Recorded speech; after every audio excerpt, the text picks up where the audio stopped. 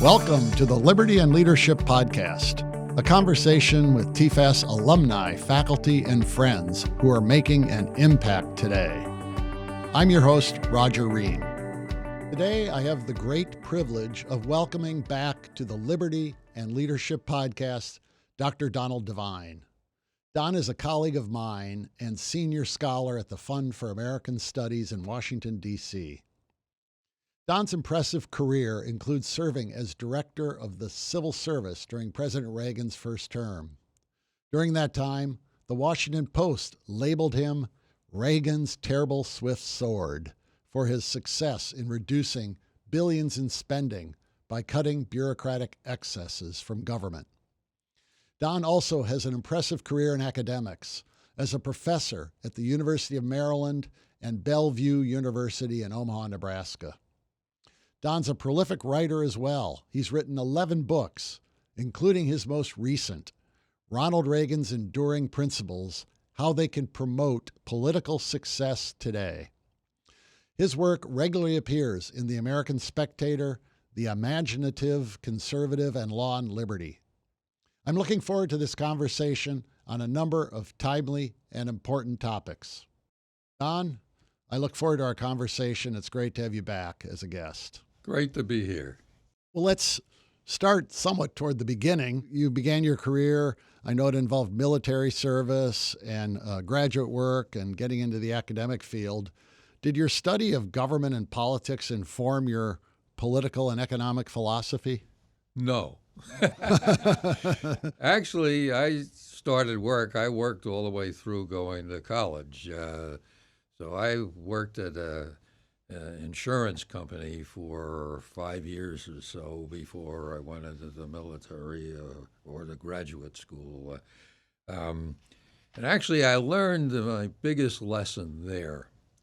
I was a claims adjuster in both the government program that they ran and in their own private one. I start out in the government one, which is more mechanical, and the other. And after working there, I figured out the private plan is much fairer than the government plan, even though we're basically the same kind of thing, but we were much more generous on the private side than the government, because on the government side, you just followed the rules, all right?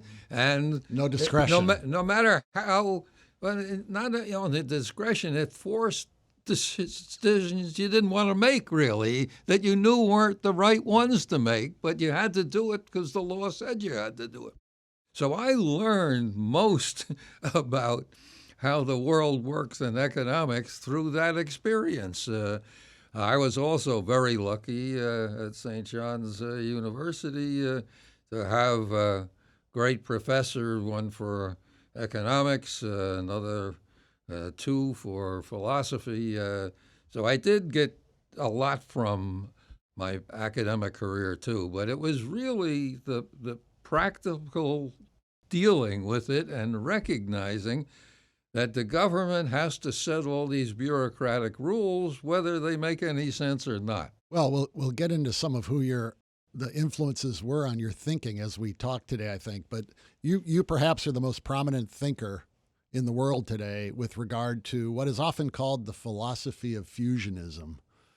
Your recent books have explored that concept and deepened the thinking around it. Could you explain what is meant by fusionism? Fusionism is a horrible word, right? All of the people who helped develop it back in the 50s and 60s didn't want to use it. Fusion is actually a progressive ideal, Hegel and his whole school of thinking. But we tried to make a distinction between fusion and fusionism, all right? And fusionism was something very different. Synthesis is actually a better word, although Hegel messed that up too. But the idea is really comes from the great philosopher Friedrich Hayek.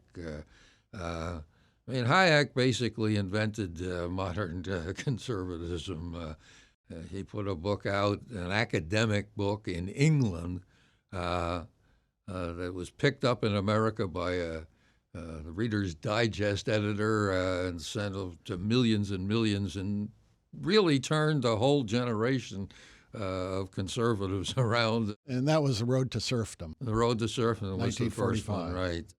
And it's basically the idea that normal, progressive, rational thinking is too simplistic. It finds some motivating principle, and everything else drives it. And it has all sorts of. Hegel was probably the best. Marx was one of his students, not in the classroom. And what Hayek did is so dramatic is he just took on that whole way of thinking. He challenged the whole thing, and this idea that there is some first principle, but it's very vague, that there's some order to life, to human being. But there are two sub-principles, the principle of freedom and the principle of tradition. And you can't only have one of them. You need to balance them in a practical way. Some people look at fusionism or Hayek or Meyer as some kind of freedom only. It's not. It's both of these ideals in tension. And Meyer actually made it very clear that freedom was only an opening principle, and it had to be balanced against prudential things. You come into different situations, you give freedom some influence here, all influence there, some balance here. That both the Western tradition and the concept of freedom basically comes from Western civilization too. And so this tension, you used that word as the title of your previous book, The Enduring Tension. And I think you said Meyer didn't like the word or use the word fusion or fusionism. It was really at National Review that this all kind of developed, right? Right. Well, listen, I grew up there. I mean, that was the greatest experience of being in New York City while these people were inventing modern conservatism. I mean, they used to have forums around the city, and we go to them. We'd have debate. I was standing out there at 1 o'clock in the morning with Ayn Rand advocate one time. I mean, it was just so alive and beating it. Fortunately, I had some background, as we talked earlier, and we read. Everybody had a book when they were going to these things. In fact, you and I were in a meeting recently where one of the students, we had not me, but another professor was talking about books, and this guy said, the difference between your generation and mine is you read books, and it's true. We listen to sound bites now on our phones. Well, you wrote another book, your newest book, which I have here, Ronald Reagan's Enduring Principles, How They Can Promote Political Success Today. It's a very intriguing title. As I said in the introduction, you worked for Ronald Reagan. You were at his side when he made a lot of important decisions, especially in that first term when he had you overseeing the civil service and reduced by, I think, over 100,000 the number of government employees. What inspired you to write the book?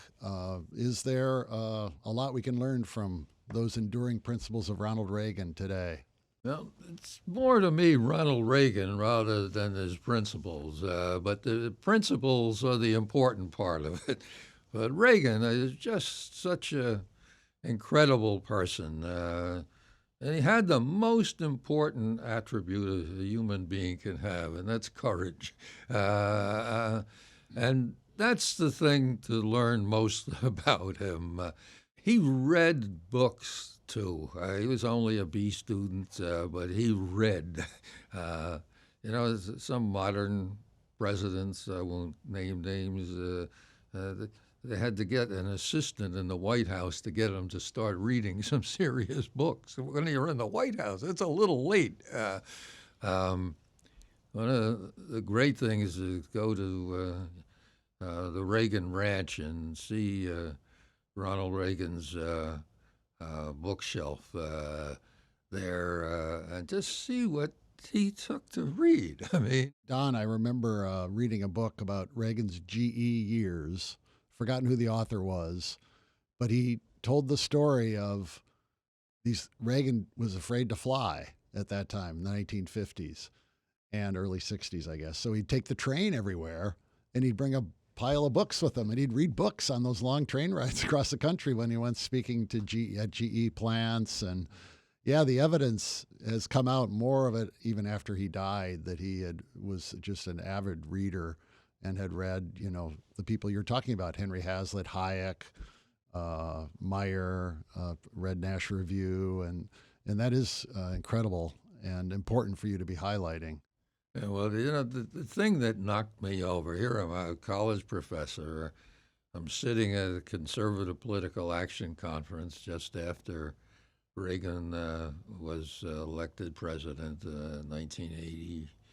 And he goes up there and he gives a speech about what he believes, what is conservatism to him, and he mentions Frank Meyer, one of the main thinkers of our thing, and he said he told us what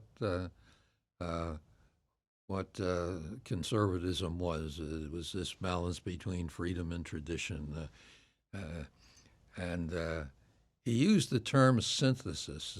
Sitting in the audience, and I said to the people next to me, "Did I hear right? He used synthesis, that a politician, a governor, now going to be president, is using this formal word?" And they all said, "Oh, no, it wasn't him. It was one of his speech writers or something." Well, I know 3 or 4 of them, and were there.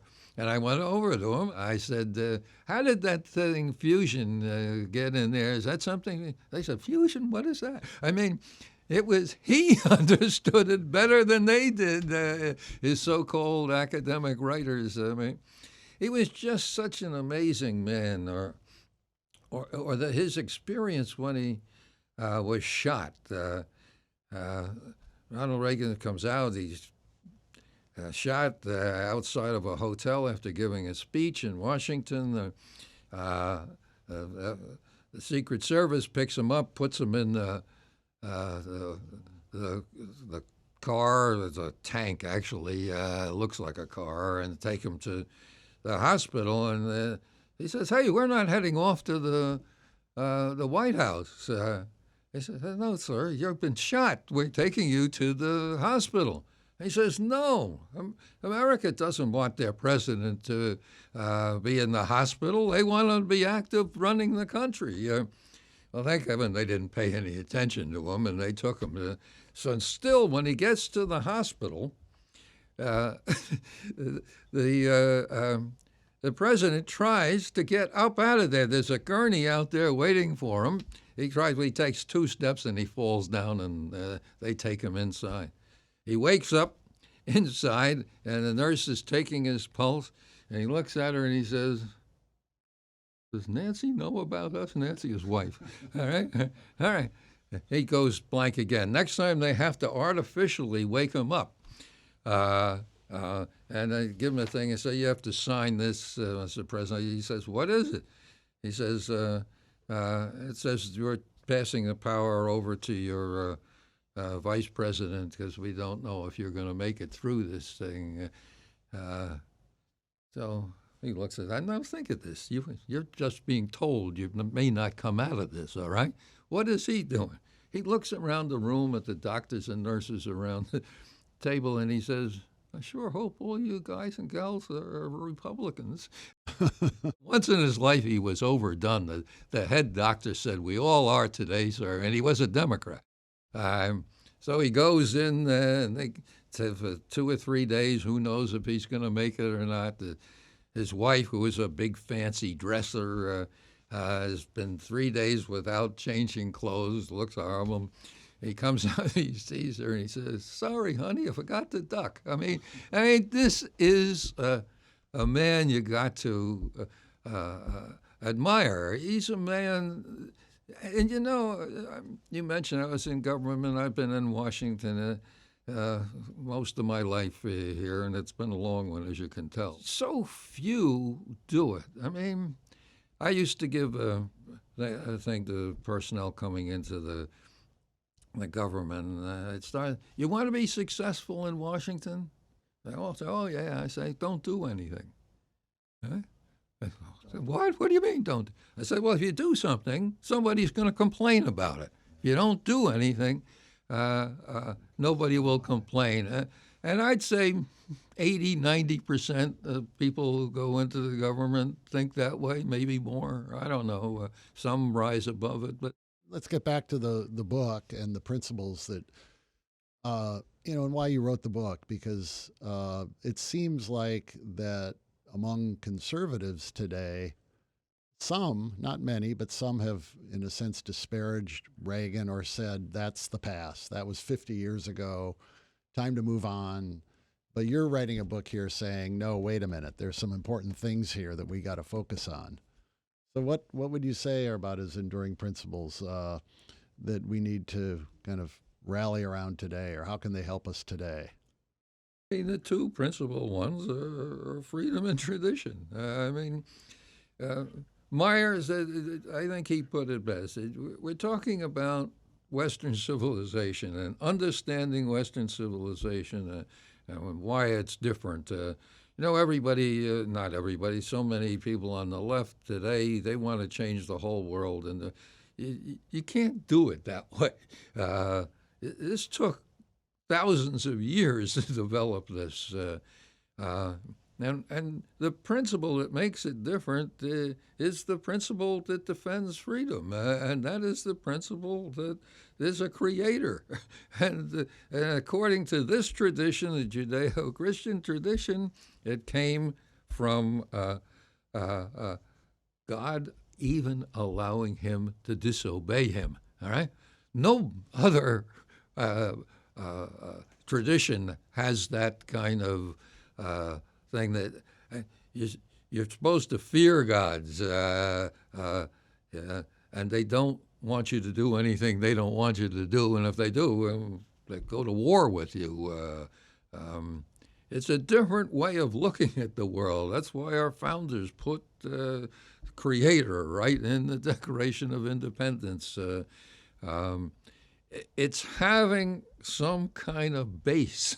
The principles aren't just flowing around in all directions, and they aren't in rigid first principles to last principles. It's this creative tension that the West has seen, and why it's so much more successful than anybody else. And what I want with the book is to realize that those principles have been there a long time. They work.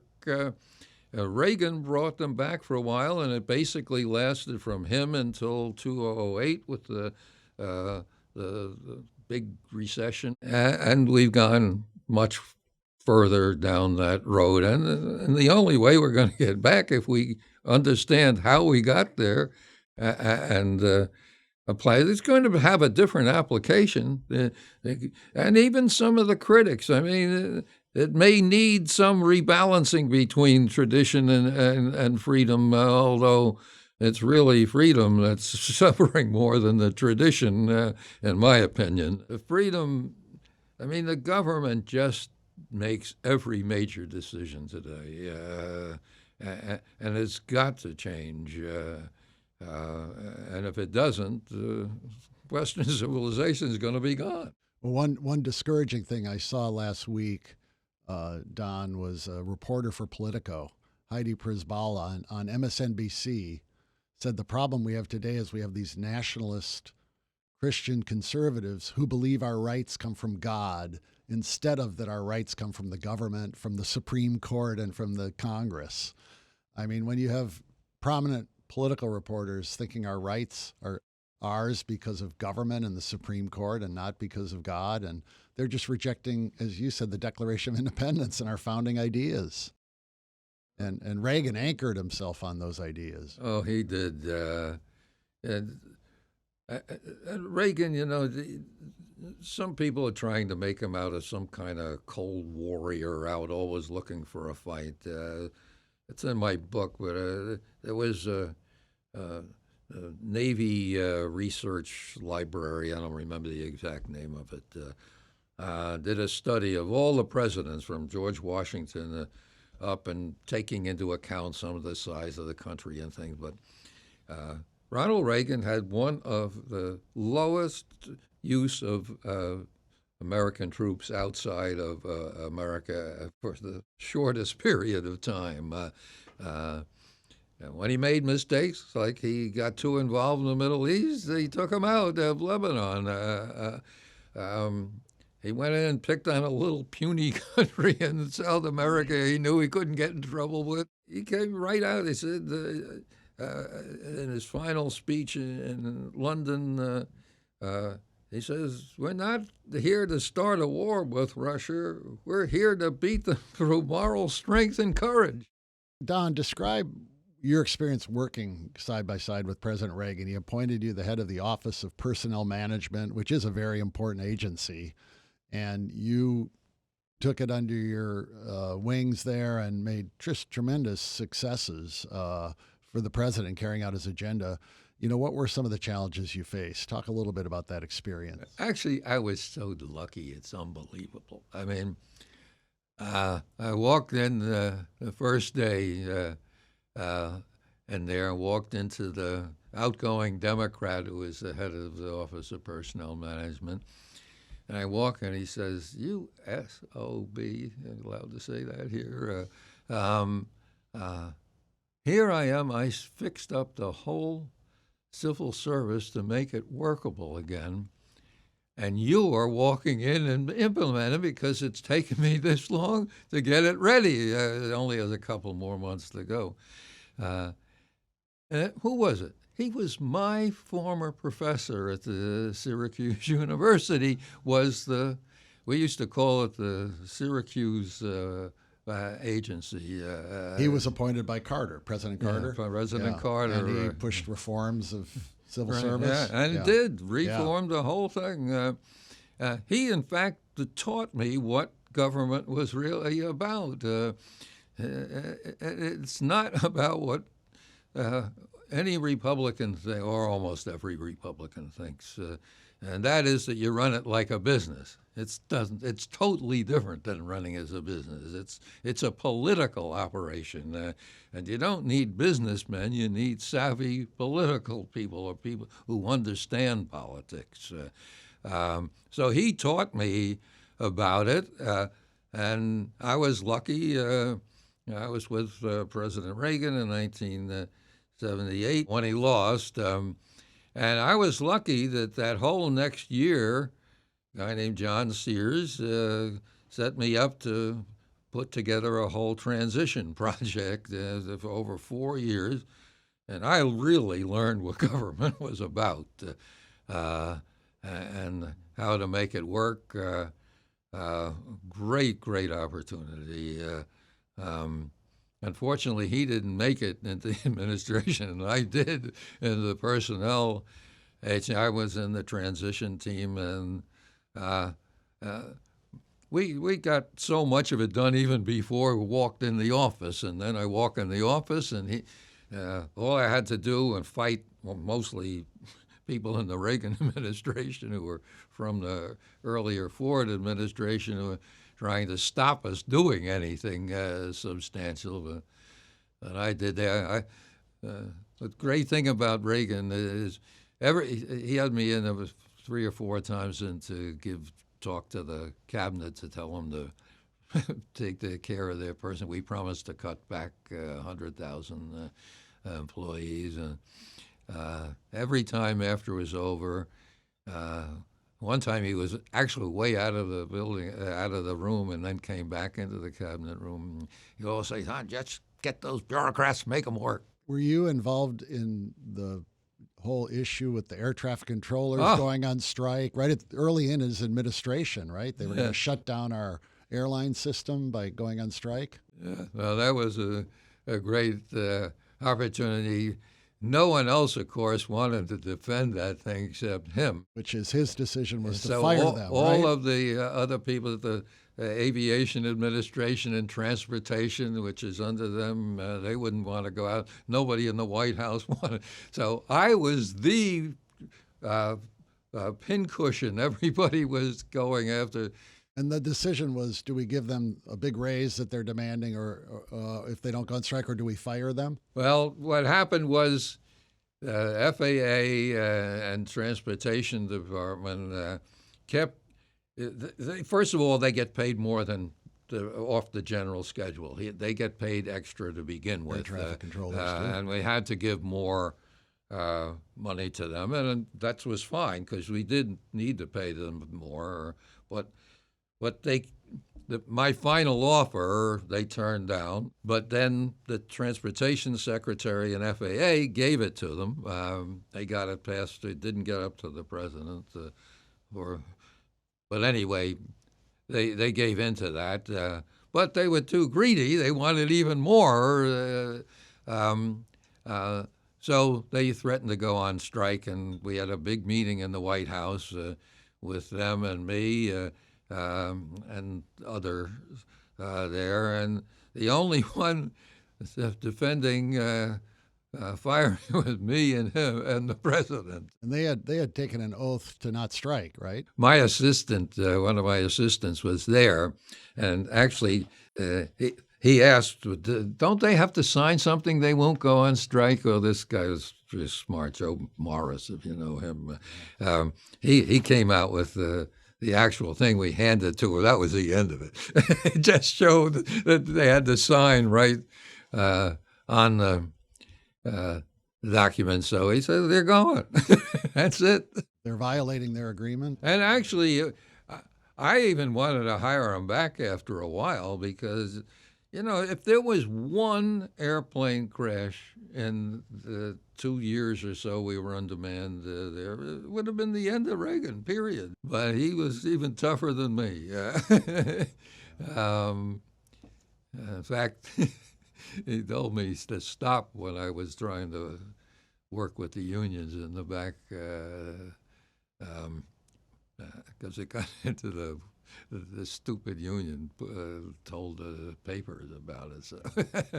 But any event, so everybody thinks I was so tough on there. I was the second.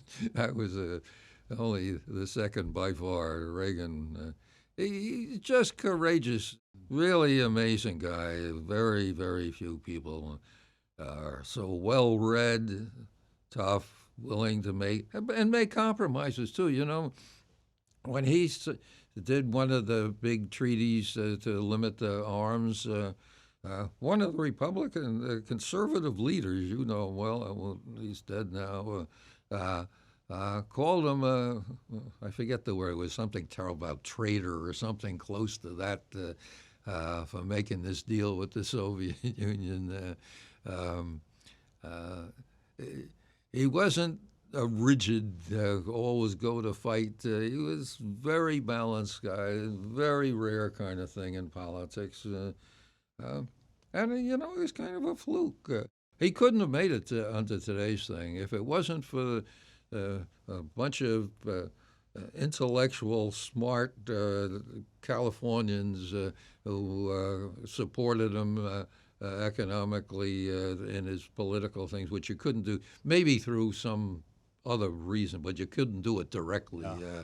In your work, in your book, you cite a Pew Research article that shows that Republicans still have a very high view of Reagan as one of the country's best presidents. Why do you think Reagan's presidency was so successful? Well, it wasn't just Republicans, too. When he's named by everybody, he comes up on the top, unless they just ask professors of history and stuff like that. Then he's way down the bottom. And he was anchored with principles that he believed. And he had courage. Courage is a very rare thing. It is. And it's understandable. People want to be successful, and there's no guarantee of success if you're courageous. In fact, in my book, I mentioned 4 or 5 agency heads that were all courageous, and none of them lasted through the 8 years. Not one of them.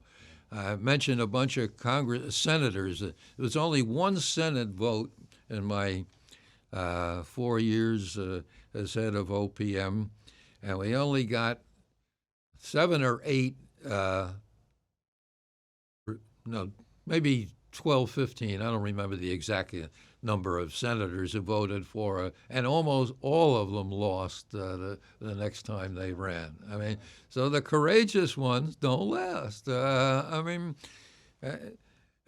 You got to, have some kind of courage to say, no, I'm going to do what's the right thing to do rather than the right thing for me. It goes against human nature.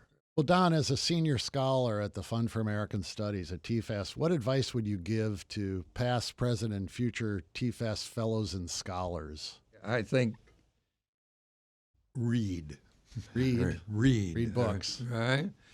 Especially books. I mean, that's Reagan, again, go out to the Reagan Library, at the Reagan Ranch, Young America's Foundation has, and you and I have both been to, and just look at his bookshelf and see what he read. You read that, you're never going to go too wrong, all right? And the other thing I'd say, most, I guess, especially of the students and young people, if you're listening to this, you've come a long way.